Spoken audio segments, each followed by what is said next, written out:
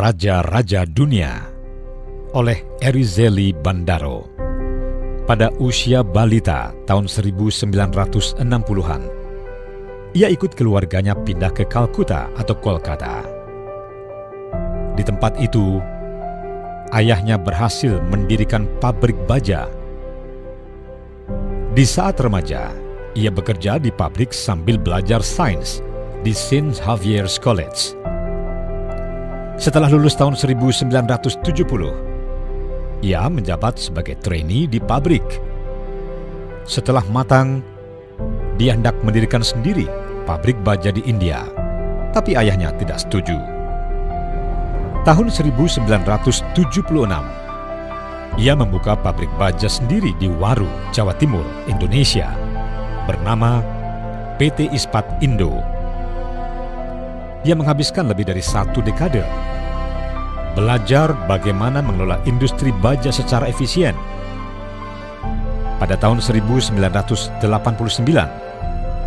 dia mengakuisisi pabrik baja milik negara di Trinidad dan Tobago, Amerika Selatan, yang nyaris bangkrut karena tidak efisien.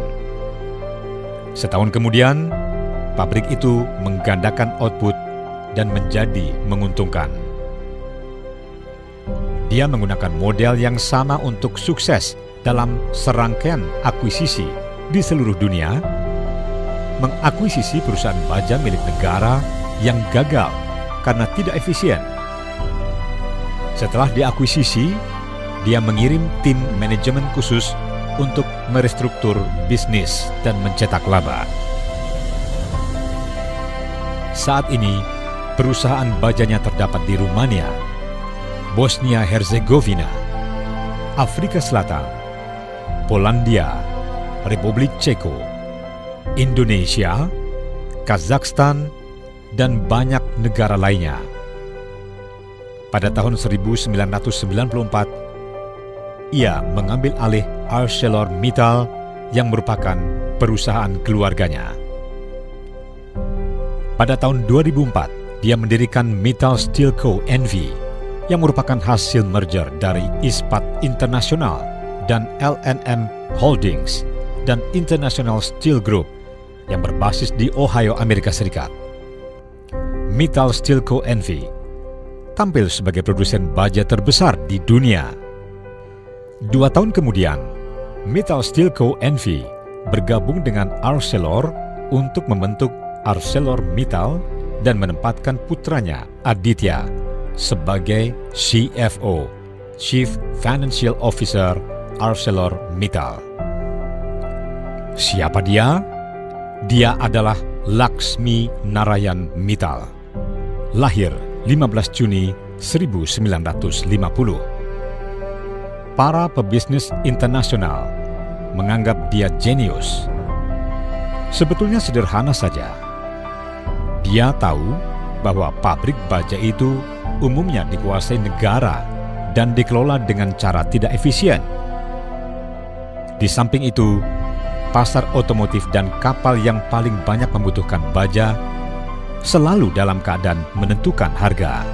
Sementara pabrik baja yang merupakan padat modal tidak bisa bertahan dengan stok banyak. Harus hidup dari cash flow. Mittal melihat peluang itu. Selagi dia bisa membujuk negara untuk melepas pabriknya, selagi dia bisa menciptakan skema finansial untuk memperkuat likuiditas dan meyakinkan investment banker, maka dia akan menguasai pasar dengan harga yang menguntungkan. Kini, Mittal menguasai 40% market baja di Amerika Serikat. Walau Mittal sudah jadi bilioner dan memiliki rumah di Kensington Gardens 18 hingga 19, $105,7 juta.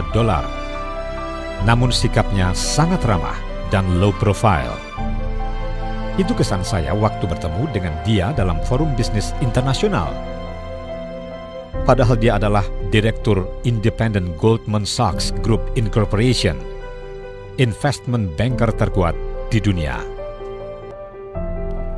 Pemerintah China mempercayainya sebagai CEO Chinese People's Association for Friendship with Foreign Count anggota Dewan Investasi Asing di Kazakhstan, Dewan Investasi Internasional di Afrika Selatan, Dewan Bisnis Internasional Forum Ekonomi Dunia, Dewan Penasihat Kellogg School of Management di Amerika Serikat.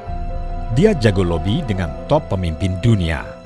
Ketika Trump menetapkan tarif impor tinggi atas baja yang masuk ke Amerika Serikat, perusahaannya di Amerika Serikat diuntungkan dari serangan baja impor dari Eropa dan China. Dia hanya menunggu perusahaan baja di negara yang kena tarif impor tinggi dari Amerika Serikat itu oleng. Saat itu, dia akan ambil alih. Konon, katanya dia tidak pernah lelah melobi untuk akuisisi KS, tapi tidak pernah berhasil. Andaikan pemerintah Indonesia mau melepas KS, berapapun dia beli, yakin KS akan mencetak laba dan menguasai pasar dunia. Tapi, saya yakin dia tidak akan berhasil akuisisi KS karena UUD 45 pasal 33 tidak mengizinkan itu. Masalahnya, apakah tidak ada orang Indonesia sehebat Mittal atau mendekati sama dengan Mittal agar membuat KS berjaya sebagai perusahaan berkelas dunia? Ingat, Mittal belajar sukses jadi pengusaha baja dari Indonesia, dari orang Madura.